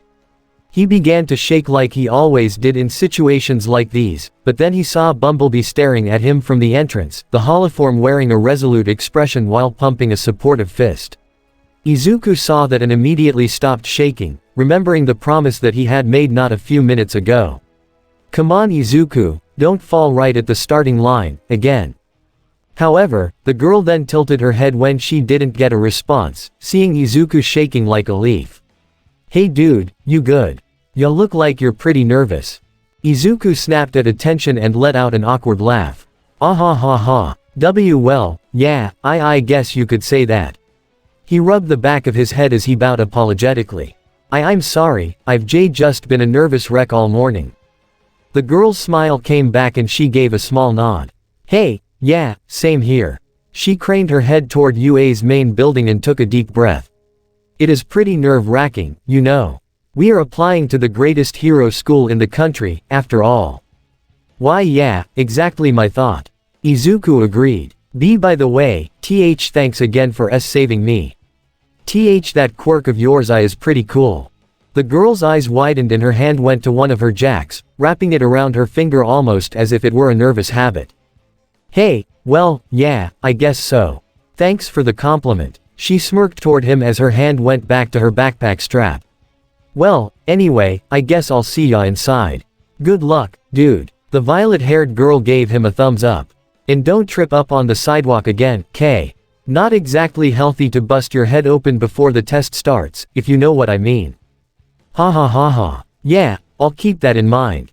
Izuku said as the girl began to walk away, leaving him to stare after her. After she went into the building, Izuku was finally able to get his thoughts cleared. Oh, holy crap, I think I might actually be getting used to talking to girls. However, another realization hit him not a moment after that. And I didn't even ask her name. Great. With that, Izuku sighed and strolled into the building as well, unaware that a certain ashen blonde was just starting to stroll onto the campus. Grr, stupid Deku. The moment that Bumblebee saw Izuku talking at least semi-normally with another girl, he couldn't help but grin with pride in his friend. Sure, it was baby steps, but it was progress nonetheless. Once Izuku had finally went into UA, though, the disguised bot was about to head toward the parking lot and wait until the exams ended. But then, a familiar sight caught the holoform's eye. B saw a certain skeletal hand waving him down from behind a corner, which immediately caught his attention. He drove around the corner and, just as he thought, Toshinori was standing there waiting for him, the blonde man grinning at him. Ah, Bumblebee. Toshinori waved. I'm glad that I could catch ya. B stuck his holoform's head out of his window and began signing to Toshinori, "All Might. What are you doing here? There'll be time for explanations later," Toshinori assured before waving his hand, ushering for the disguised bot to follow him. "Right now, I have someone that I want you to meet.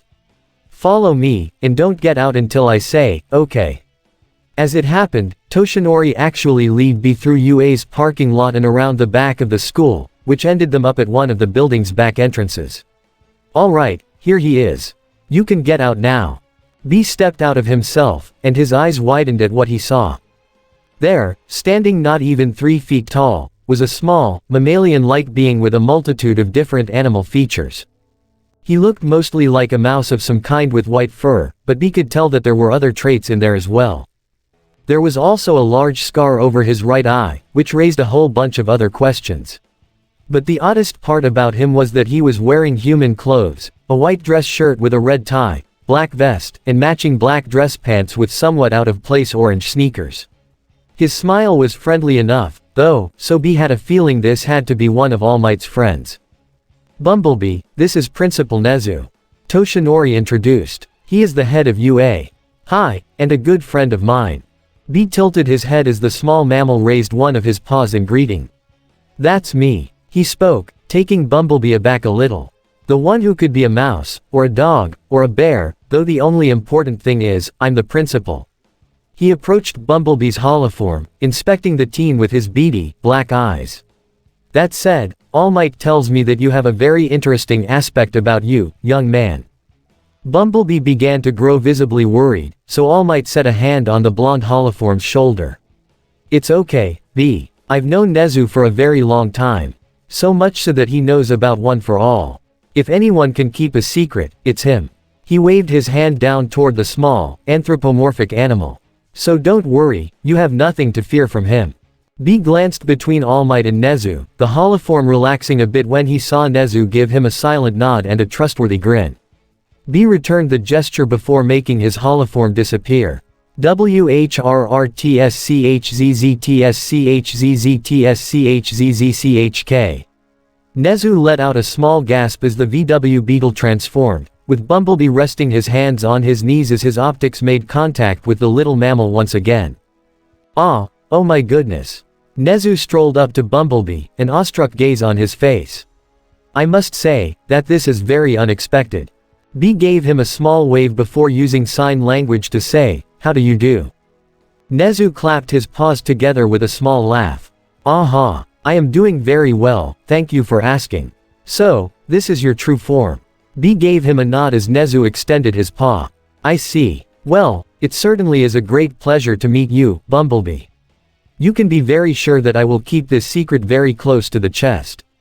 However, I bet you must be wondering exactly why All Might has decided to let me in on your secret, correct?" Bumblebee nodded before craning his head to All Might in curiosity. "Ahem, well, I figured you would want to see how young Midoriya was going to do on the entrance exams, so I figured it would be a good idea to take you in with me as my guest so we could watch." He gestured down to Nezu. "But in order to do that, I needed the principal's approval, and since Nezu already knows about One for All, I had a feeling that he would be trustworthy enough to keep our secret while also allowing you in with me. I even made sure to shut off the security cameras around the back entrance so that no one would see us." Nezu added. "Though I must say, given all of this," he extended his paws to Bumblebee once again, "I am thoroughly glad that I did. Bumblebee, you may come in and observe the tests, using your hologram disguise, of course." B gave him a thumbs up and transformed back into his beetle mode, with his holoform appearing soon after. "Excellent. Now let's head inside. The other judges are waiting for us." With that, the trio strolled into the building before Nezu led them toward a hidden set of stairs, which led down into the school's basement. Once they made it to the very bottom, the trio were greeted with the sight of many different people waiting outside of a red door, and all of them had very unique looks to them. The most normal of them all was a fair-skinned woman who appeared to be in her early 30s, with long, dark purple hair and sky-blue eyes. However, her attire was anything but normal. She wore a white, skin-tight bodysuit underneath a black, breastless leotard that resembled a corset. The center strip of this leotard had red gemstone shapes embedded in it as well, along with a brown belt adorning her waist. She also had metal cuffs around her wrists, almost as if she had broken a set of police cuffs to wear them as accessories. On her face was a small, red mask, and her feet were adorned by thigh-high black leather heels, completing her overall appearance that heavily resembled a dominatrix. This woman perked her head up when she saw the trio enter. "Ah, Principal Nezu, All Might, good to see, huh? Oh my." The woman's gaze grew sultry when she saw the young, blonde man behind Toshinori, her tongue sticking out the corner of her lips. Well, who is this young stud? He certainly doesn't look like one of our upperclassmen." Toshinori rolled his eyes at the woman's behavior. "Midnight, please, you'll scare the poor kid." Toshinori glanced over his shoulder and whispered to the holoform, "Sorry, B. That's Nimuri Kayama, also known as the R-rated hero, Midnight. She can be quite flirtatious when she wants to be." Nimuri lifted her hand to her face and let out a laugh. "Ah ha ha. Oh please, All Might, I'm simply trying to give your guest a warm welcome." The woman's sultry gaze landed on Bumblebee's holoform again, making the blonde increasingly nervous. "So, how do you know this handsome young man, All Might? And what is he doing here of all places?" asked another hero. This one was pretty intimidating with his blank white eyes and his reverberating voice, even more so because his mouth didn't move when he talked. Instead, his mouth was static as his huge set of teeth remained clenched, as if he were purposefully trying to keep his mouth clamped shut. His head was covered entirely by a black helmet that had gold detailing around the eyes, chin and neck area. He also had on a big, tan trench coat that covered the rest of his body, except for his legs, which were thin prosthetics. "You know that no one other than certified UA faculty is allowed down here. Worry not, ectoplasm," Nezu reassured with a wave of his paw. "This is a trusted confidant of Toshinori's from his hero agency. He has simply come to observe the testing, nothing more." "Well, I say we let the kid in," came a rather raspy voice from what appeared to be a man wearing a gas mask of some sort. His dark blue hair was styled in dreads and he was wearing a cowboy hat on his head that had a huge metallic plate on it, which in turn was engraved with a large S. He was also dressed like a stereotypical cowboy, complete with a gun holster hanging at his hip. "If All Might and Principal Nezu trusts him, I sure do. Besides, what's the worst he can do?" "I fully agree with you, Snipe," said a large creature made out of solid gray cement.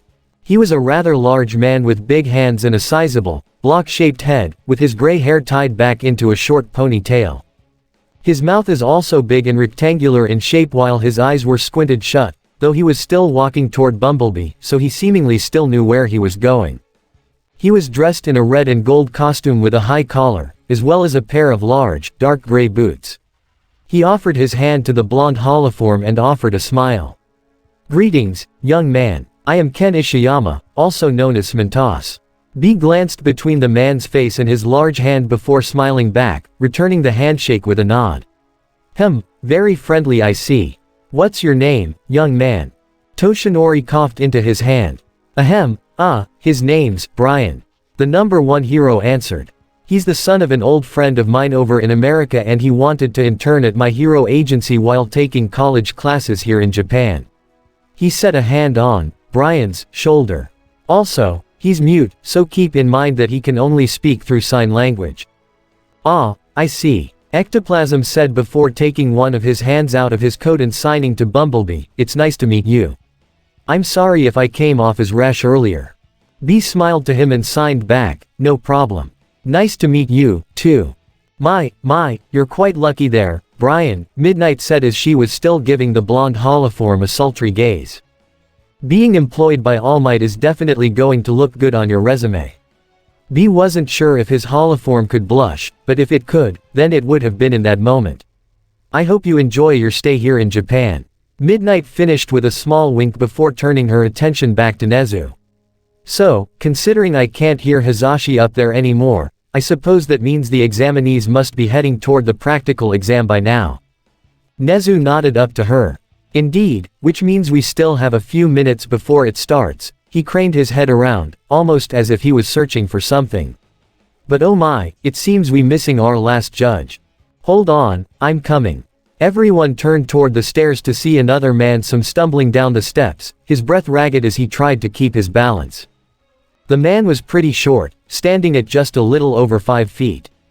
He was shirtless, had long, ginger hair going down past his shoulders, and wore blue jeans on his legs, along with a pair of heavy boots.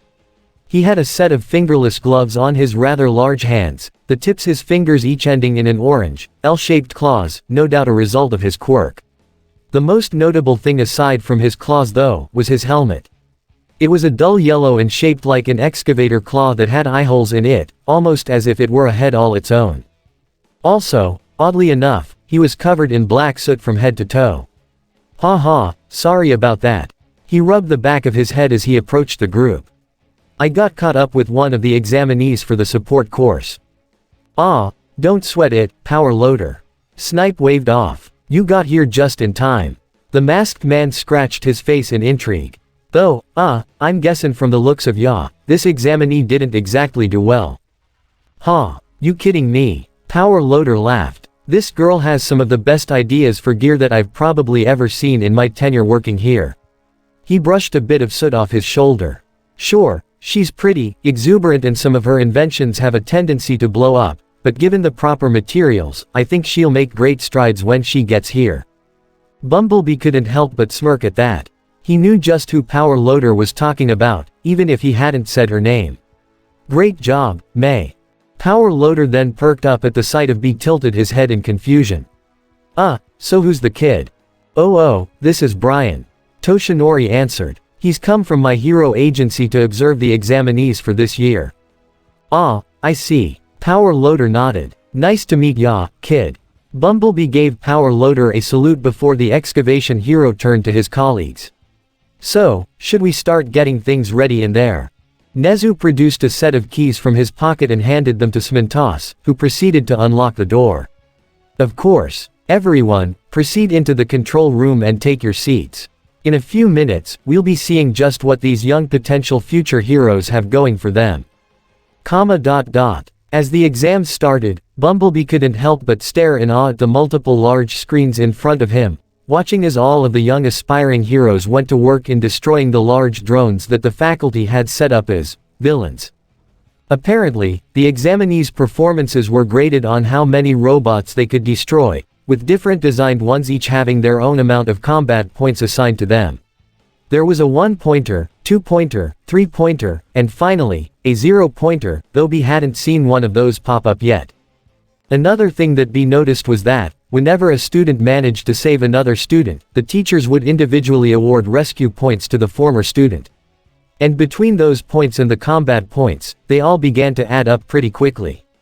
However, the big difference was that the examinees didn't know about the rescue points, though for what reason, Bumblebee wasn't sure. Things seemed to be going good so far, except for one little problem. Bumblebee saw that Izuku wasn't scoring any points yet. Instead, he was running around like a frantic chicken with its head cut off, visibly terrified at all of the chaos going on around him. Seeing the blonde holoform's discouragement, Toshinori set a hand on B's shoulder. "Don't worry, there's still time," he whispered. "Is everything alright?" Nezu asked. Oh, yes sir." Toshinori stammered, just sharing some insider tips with Brian on how this process works. "Ah, I see." Nezu nodded before shifting his eyes toward Brian. "Would you like to me explain a bit further?" B gave Nezu a nod, allowing the mammal to go on. "Well, as you can see, the examinees clearly have no idea how many villains there are where they are. They have limited time, must cover a vast area, and hunt down every last target." The anthropomorphic mammal gestured up to one screen, where a tall, muscular young man with 6 webbed tentacles for arms was currently standing on top of a roof, as if he were scanning the whole area. Some use information gathering abilities to plan out strategies. He then went to another screen, where a spectacled, blue-haired boy had just run a robot through with a kick from his legs, which had engines in them. While others rely on speed to pull ahead of their peers. A bright light suddenly caught B's attention, causing him to look up to a screen where a young blonde pretty boy was shooting a laser beam from his midsection. Of course, remaining calm under pressure can be a huge advantage. Nezu continued before a large blast made everyone's eyes go to one screen in particular. There, an ashen blonde boy was standing in the middle of a wrecked robot, his hands smoking as a primal grin adorned his face. As can pure power and combat ability. Nezu went on. The most successful students have a combination of all of these tactics. They're the ones who rack up the highest scores. Bumblebee nodded in understanding before something else caught his eye on another screen, and it unnerved him quite a bit. There, standing in the middle of a huge wreckage, was the girl that he had helped out earlier that morning. Keita. However, she wasn't alone, as attached to her back was a very small teenager with round, bulbous growths in his purple hair, and he was holding on for dear life as Keita tried to shake him off. As it happened, he was hanging on by 4 of the same balls that protruded from his head, which somehow stuck to Keita's tracksuit. What unnerved Bumblebee, though, was the fact that the boy had what could only be described as a euphoric yet very creepy look on his face, as if he were enjoying the act of even being on Keita's back. Midnight saw where Bumblebee's eyes were focused and she sneered in disgust. Ah, and then you have the students that try piggybacking off someone else to try and get points. And I must say that this one has to be one of the most deplorable I've seen. Oh dear, I was hoping this wouldn't happen. Nezu said, though he didn't stop smiling as he watched the display. That is Minoru Mineta. Though he has a very practical quirk, I'm afraid that he has an unfortunate tendency of letting his hormones get the better of him. He's a pervert is what he is. Ectoplasm piped up. And I think he's even been snagging some of the bots that she's been targeting. Before long, Keita was finally able to get Minoru off, though she had to take off her black tracksuit jacket in order to do so. Then, without missing a beat, Keita rounded about and her arms and hands began to shape-shift, becoming a lot scalier and with long, black claws. She roared in Minoru's face and he immediately ran off, leaving her to slash into another incoming robot. Okay, I'll allow her that. She didn't hurt him, at least. Well, aside from that one gremlin, I'd say that this year's examinees are looking pretty promising. Midnight commented. Snipe let out a chuckle at that as he reached for something called a Yuruki switch. Hey, well, there's still a little time left before it's over. The real test is yet to come. He flipped up the protective glass around the but button and pressed it, causing things in the exam grounds to violently shake. Let's see how they react. Suddenly, a large shadow began to cast over the multiple students in the different testing grounds, causing them to stare up at whatever it was in shock.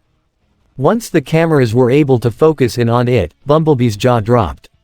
It was an absolutely enormous robot with an angular head, huge arms, and treads like a tank, and it was bigger than even the skyscrapers themselves.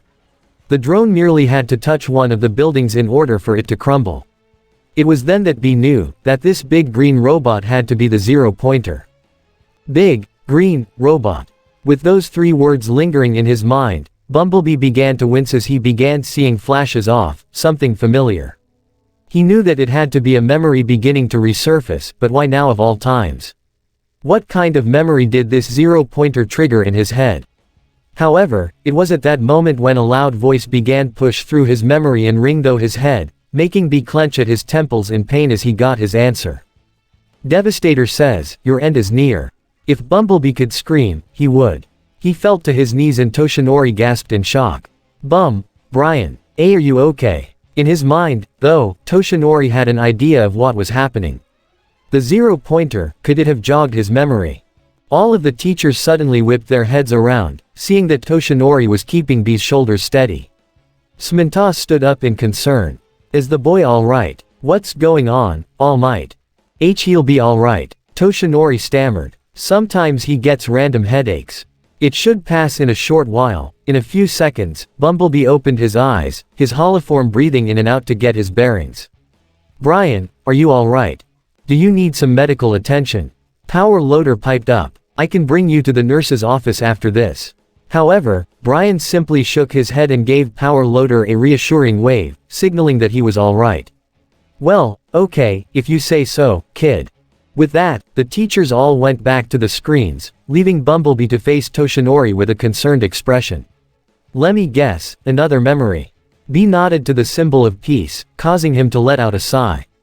Alright, we'll talk about it later tonight, okay.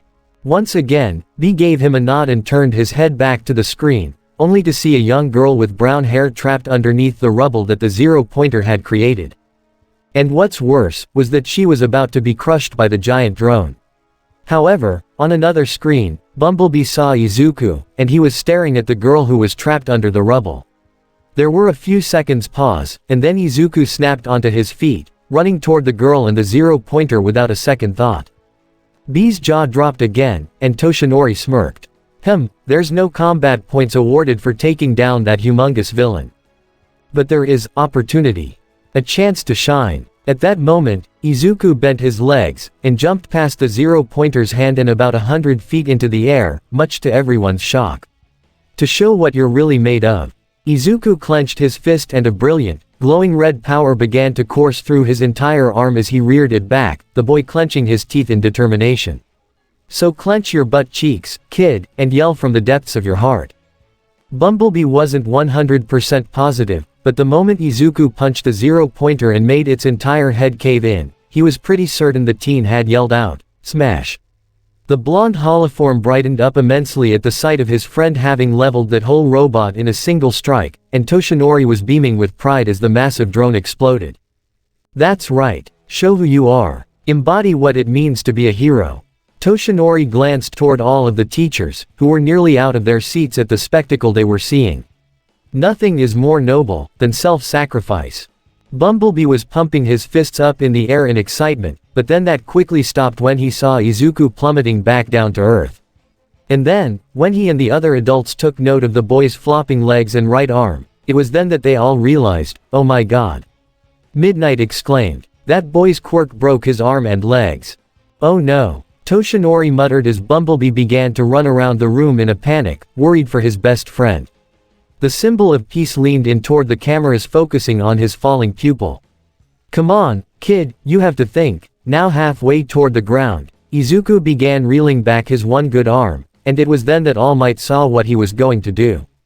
He's trying for a Detroit smash. But that'll leave all of his limbs broken. After a few seconds, Izuku came within mere feet of the ground, and then a hand slapped him on the cheek, slowing his descent considerably. As it turned out, it was the same brunette girl that he had saved. She was floating on a large piece of metal debris, and oddly enough, Izuku began floating as well, making it evident that the girl's quirk was what was causing this. The brunette touched her fingertips together, releasing both Izuku and the piece of metal she was floating on, before she then hurled out the contents of her stomach. Bumblebee grimaced at what the girl had gone through, but was thankful that both she and Izuku were alright. Toshinori and the other teachers let out a collective sigh, the blonde man putting a hand to his chest. Oh, thank God, BZZT beast. Toshinori's eyes widened and his head whipped to Bumblebee, only to realize that the noise had actually been the ending buzzer. The practical exam was over. And Izuku hadn't scored a single combat point. B's jaw dropped as he saw Izuku collapse in a heap, no doubt unconscious from the shock of internally bleeding in his arms and legs. Well, that was, certainly something. Power Loader commented. Are you kidding me? Snipe exclaimed. The kid took out the zero-pointer in one punch. One punch. Very impressive indeed. Midnight nodded. He may have broken his bones in the process, but he managed to save that girl. Smintos nodded as well. And she returned the favor as well. I'd say they both deserve rescue points, don't you? Agreed. Ectoplasm concurred. The kid risked his body just to save that girl. I'd say that more than earns the points. He directed his attention back to the screen, just in time to see a little old lady in a nurse's outfit and holding a syringe-shaped cane come out to the battlefield and give Izuku a kiss on the head, which instantly healed his wounds. Hey, and a kiss from Recovery Girl. Nezu raised a paw up into the air, one which was holding a paddle with the number 10 on it. Very well. Everyone, give the young man your points. Across the board of 6 judges, they each rewarded Izuku 10 rescue points, bringing it up to a grand total of 60 points for the young inheritor. Toshinori glanced down to Bumblebee, giving the blonde holoform a smirk. I'm pretty sure he's in. Bumblebee had to hold himself back from jumping for joy, with All Might settling a hand on his shoulder. But don't tell him, alright. It's not 100% set in stone, and he has to see the test results himself in a week, just like everybody else. B quickly nodded, leading him to zipper his lips. Hey, very funny. Toshinori chuckled. I know for a fact that you can't talk to anyone about it, but still, be sure to keep it on the down low. After a few more minutes, all of the judges began filing out of the observation room, with Nezu giving all of his fellow faculty members a respectful bow. I would like to thank you all for being this year's judges.